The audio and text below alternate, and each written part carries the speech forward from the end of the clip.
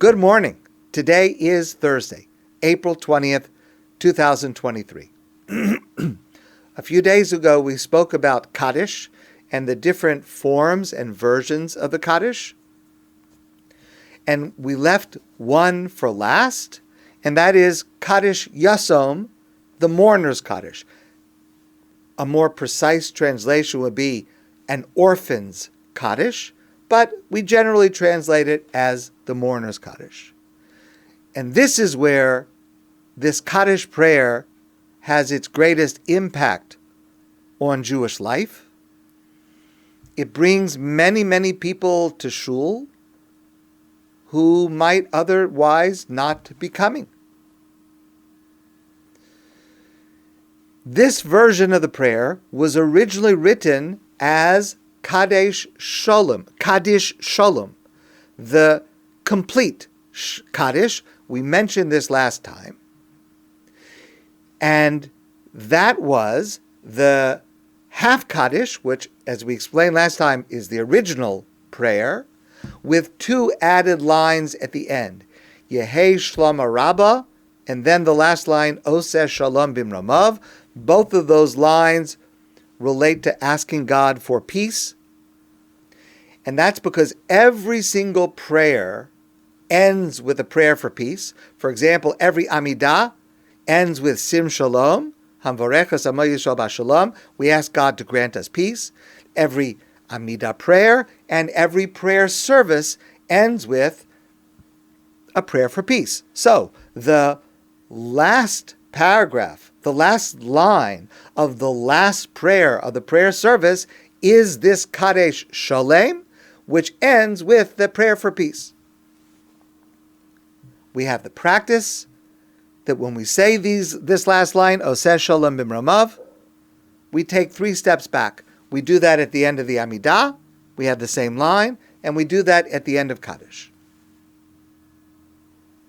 We take 3 steps back before we say this line, Oseh Shalom Bimramav, in order to indicate that we are leaving the immediate presence of God.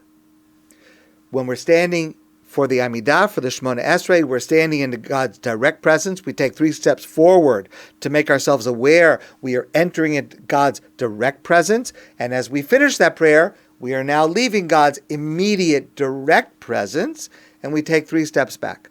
Similarly with Kaddish, remember last time I spoke about the fact that we stand still with our feet together, indicating that we are like angels, purely spiritual beings while we say this prayer.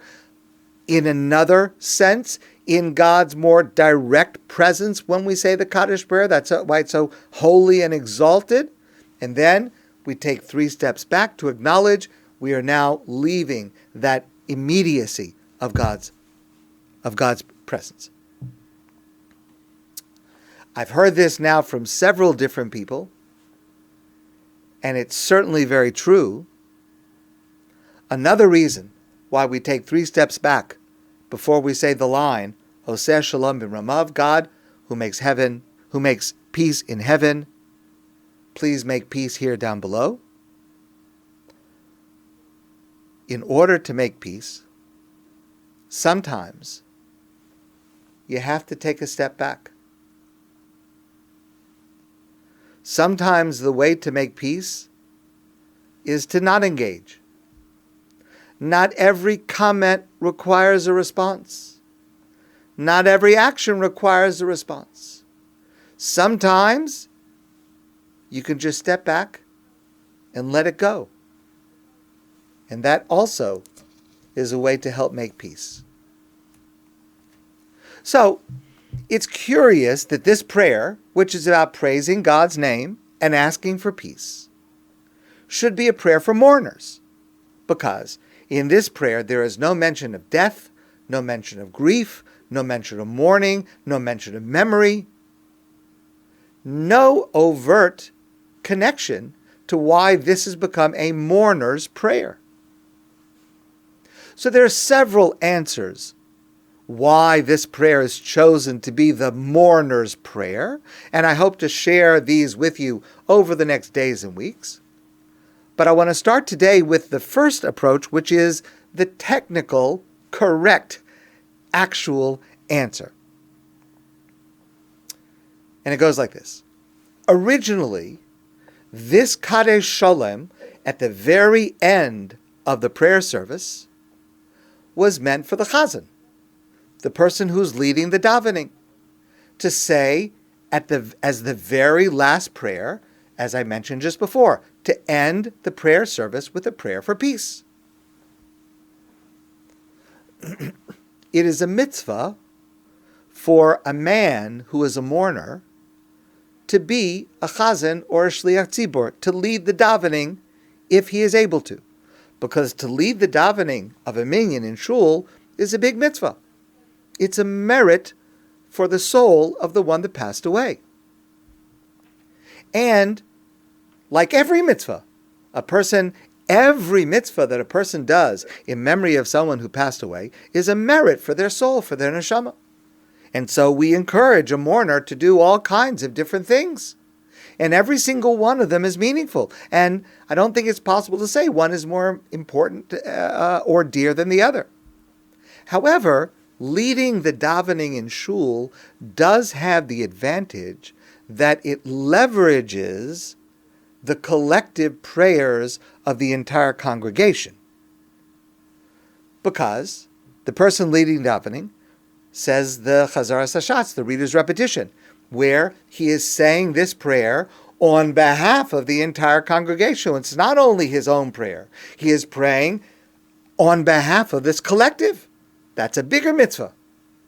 And when the chazan says the words Baruch Hu, and the congregation answers, when the chazan says the words of Kaddish, and the congregation answers Yehei Shmei Rabbah, we discussed that before, then it's not just the person leading the prayer who has the mitzvah.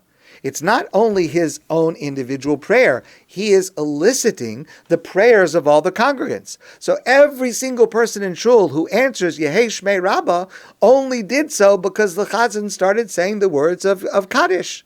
So therefore it leverages and makes it into a bigger mitzvah. So it's a good idea, if it's possible, for a mourner to lead the davening.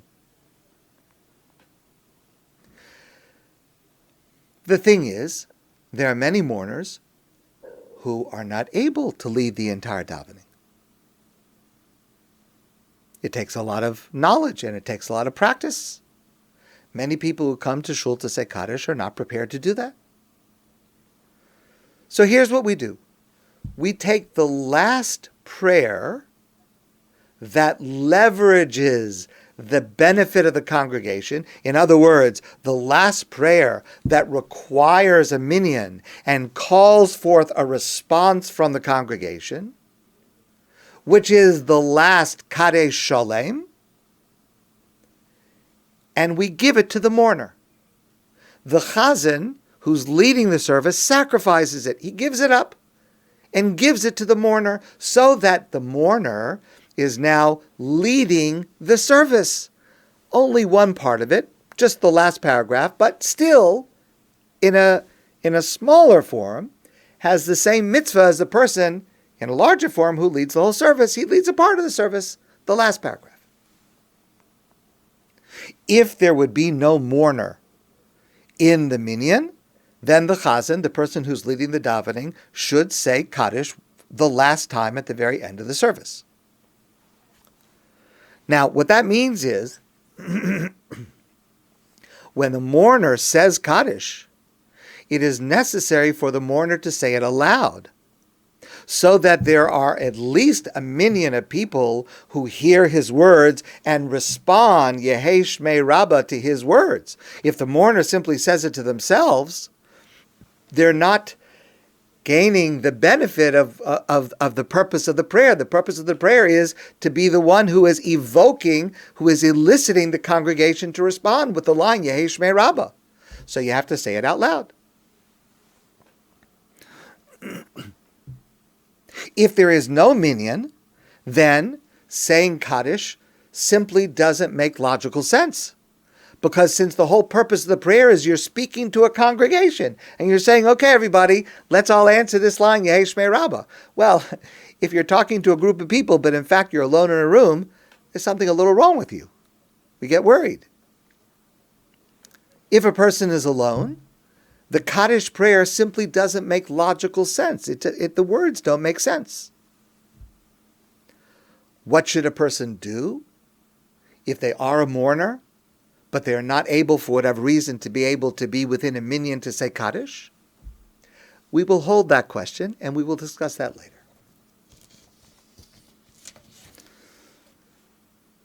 There are different customs in different places concerning whether women say Kaddish. And the issue is as follows.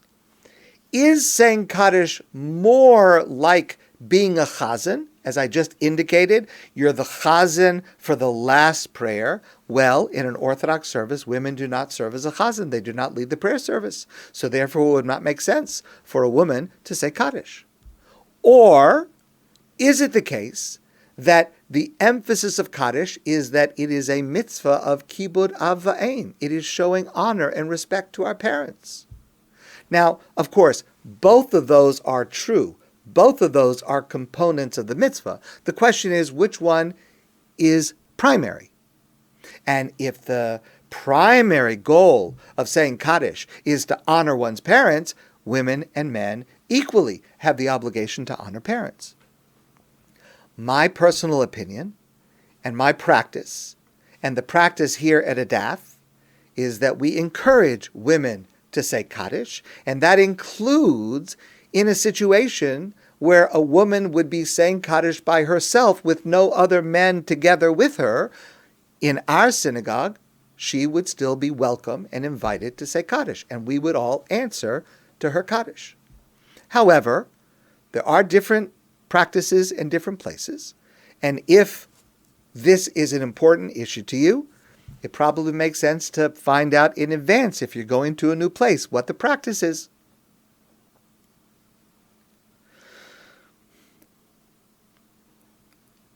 In the coming days and weeks, I do plan to review with you, to study with you, the meaning of the words. So we are going to study together the meaning of the words, the theme of the text itself. But before we get to that, which will be over the next days and weeks, I just want to talk about the experience itself. What does it do to a person that because now, God forbid, they become a mourner, they're now going to say Kaddish? What does that experience do to a person? Well, the truth is,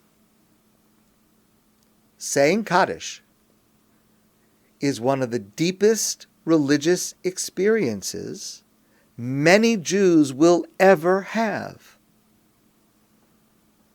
And there are numerous benefits, again, aside from the themes of the text itself, which we're going to get to, but there are numerous benefits just to the structure, the idea, the experience of saying Kaddish as a mourner. One is it causes the person to be in a minyan. And that means that you're going to be surrounded by a group of supportive, welcoming people. And there is a benefit to being part of a community. We don't want a mourner to be alone. We don't want a mourner to feel that they're facing their grief and their challenges alone. We want them to be integrated. We want them to be enveloped, surrounded. And so being in a minyan, coming to shul and being in a minyan, and the camaraderie and the friendship, and the kibbutzing before and the breakfast after, all of that is part of the experience of saying Kaddish, of being part of a group. And it's an extremely important part. This is one of the primary ways that our community helps each of us deal with grief and deal with loss, by coming together and supporting and enveloping. Also, a person who says Kaddish for someone who, God forbid, has passed away, the experience itself is a tribute to the one who passed away. Because of this person that I love that passed away, God forbid, I'm going to rearrange my life, rearrange my schedule to be able to say Kaddish regularly, because to be able to say Kaddish regularly, it is quite intrusive. If you're not a person who regularly attends minyan 3 times a day already, you have to rearrange, you have to get up earlier, you have to make arrangements for someone else to take the children, you have to, all sorts of things. It turns your life upside down. And it can be very challenging. The changes in schedule and what happens when you travel. It can be very, very complicated. How can I make sure there's going to be a minyan here? And if I drive from here to New York, where am I going to find a minyan? What time do I leave in order to make sure that I can make the minyan in Albany just at the right time and still get to New York at the right time? It can get very, very complicated. There are some tools to help. One good tool is there are a number of apps that can help you find a minyan in any place at any time. There's a well-known app called Go Daven. And it works with GPS. And if you're in a place, you can search for a minyan that is close by or in a certain place at a certain time. And it'll tell you what customs does it have, what times does it have, how to get in touch with them. It's a great app. So in general, the experience of saying Kaddish as a mourner, it puts you in good places. It surrounds you with good people. And if you're going to come to shul, you're going to learn Torah, because there's going to be some Torah learning between Mincha and Marav and after the davening. And you're going to hear about programs that you're going to want to participate in and come to a class. And you're going to hear about an opportunity to get involved in a mitzvah. So coming to shul, being surrounded by people in shul, these are good experiences. It's a good place to put yourself for this amount of time. For a person who is saying Kaddish, especially if it's something that is outside of their experience, and especially if attending synagogue is outside your normal experience, it's really important to be open to new experiences. It's a really nice idea. As you were saying Kaddish, go to different places. Experience different congregations. See different customs, even different versions of the Siddur, Ashkenaz, Sfard, Chabad. It's interesting. Yes, some people want to be in the place where they know it's the same thing every day, the same thing, what you're used to, but it's also interesting to explore. And you can learn so much about a community, about a way of life, by seeing how they pray. What's it like in the shul? What are the prayers like? Some you may appreciate more, some less, which is fine, but there's a richness to being able to have a breadth of experience, to experience prayer in the Hasidic world, in the yeshiva world. Certainly in a place like Montreal, experience prayer in different neighborhoods. It's quite different. We're all praying to the same God. We're mostly saying the same words, but the experience can be quite different. And especially if you go to a place like Israel, in Yerushalayim, everywhere you go, there's a minyan, and they're all different. It can be fascinating. There's another benefit to the experience of saying Kaddish, and that is, if you're serious about it, and a lot of Jews become serious about it, which is a wonderful thing, even if in other parts of their life they're not so ritually observant, but people take it seriously, you can make yourself a little bit crazy to fulfill this mitzvah. Finding a shul, getting a minyan. I remember one time I was coming back from New York. I was saying Kaddish for my father, and I knew that there was the last minyan in Montreal was at about 11 p.m., I think at that time, and we got stuck at the border, and it was during the time when, there could be delays of 1, 2, 3 hours at the border, and we're stuck at the border. Okay, what am I going to do? I mean, it's not like there's a shul at the border. So we're stuck, we're not moving. It was a long, long time. I took a walk. I went up and down the rows just to see if maybe there'd be some other people who would be willing to make a minyan. We could have made a minyan on the side of the road. Okay, that time I didn't find it. Okay, I didn't find it. The best story I ever heard about a person who was very, very careful to make sure they had a minyan each time. There was a man from America, and he traveled to Yerushalayim, to Jerusalem. He comes to Yerushalayim, and by the time he gets there, it's 4 in the morning. 4 in the morning, it's not so easy to find a minyan, even in Yerushalayim. So he goes to a place in Geula, a place that's known for having minyan, like a minyan factory, a minyan around the clock. He figures that's the only place. It's got to be able to find a minyan there. Nothing doing. There's one other guy there who says, listen, I'd be happy to daven Marav with you, but we're short. And it's 4 in the morning. Who are you going to find? So here's what the man did. The man called 8 taxi cabs. When the taxi cabs arrived, so he had 8 Jewish men who showed up at this spot. Taxi cabs are running 24 hours a day. When each taxi cab arrived, he said to them, please keep your meter running. I'm paying you as if I'm riding in your taxi. Come in and make the minyan. And when all 8 of the taxi drivers had arrived, now he had a minyan. He daven Marav. He was able to say Kaddish. He didn't miss that Marav. And when it was over, he went to pay each of the taxi drivers, and each one of the taxi drivers refused to accept any money for having been able to participate in that amazing mitzvah. Now, I do want to point out one last thing. Some people do make themselves crazy, but I mean this not in a good way. Some people can become obsessive, and they can, if they miss a Kaddish, feel a sense of guilt, which is inappropriate, and going overboard is never okay. And a person has to watch out. If I see that someone is becoming somewhat obsessive about it, that is a place for reaching out to a person and trying to explain, listen, Kaddish is very important, you should do your best, but it has to be balanced with the rest of your life. You can't feel tremendous guilt about it. You can't beat yourself up about it. And of course, in the course of saying Kaddish, there are going to be times when a person misses. If a person is sick, they should not be coming to shul. We're going to talk about this later. They should not be coming to shul to say Kaddish. If somebody needs help, I've told stories like this before, sometimes the needs of another person come before your own need to say Kaddish. There is a hierarchy of mitzvos.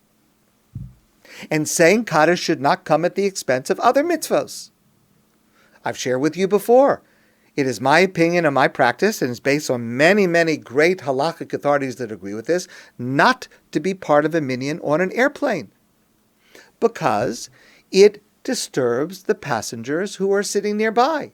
It makes a crowd, makes it harder for the staff to pass by if passengers are trying to sleep on a long flight. And it's not the right thing. And I do not participate. I know people do. Hashem should bless them. But I don't think it's the right thing. The experience should be positive. The experience should be helpful. It should lead a person to growth and to meaning, not its opposite. So what I've shared with you today is the first technical layer of the Mourners Kaddish, and we will see several deeper layers of connection to mourning the next time we study this. I also hope to share with you a number of additional insights into the experience of saying Kaddish and how to make it something that is meaningful and an experience of growth. My friends, have a great day, and I look forward to seeing you soon in person. I would love to hear if you have any questions or comments, anything unclear, surprising to you. I didn't say hello to Cheryl. Hello, Cheryl. And Bracha. Hello, Bracha. Hello. So good to have you with us. Any questions? Yes, Ian. Yes, I want to know, like for me, which we just converted, can we do Kaddish for somebody who's not a Jew? Like, let's say for my mother or... Yes, definitely, yes. Yes, Thank you. yes, because it's a way of showing respect. and it is still a mitzvah for every person. For every person. Yes, it's the right thing to do. Rabbi, you mentioned that if there's no mourners who can lead the service, the person who's leading services can say it. What if they have no immediate death in their family? Are they still allowed to say it? So there are those who feel that if they have all their parents living, that they should not say it. But that's a misunderstanding, because that last Kaddish is originally, it belongs to the chazan. It's supposed to be said by the chazan. So it's only given to the mourner to help the mourner. But if there is no mourner, it reverts back to the chazan. There are people who have a different view of it. And sometimes you will be in a minyan where after the last prayer, if there's no mourner, no Kaddish is said. But in my opinion, that is not the correct practice. What else?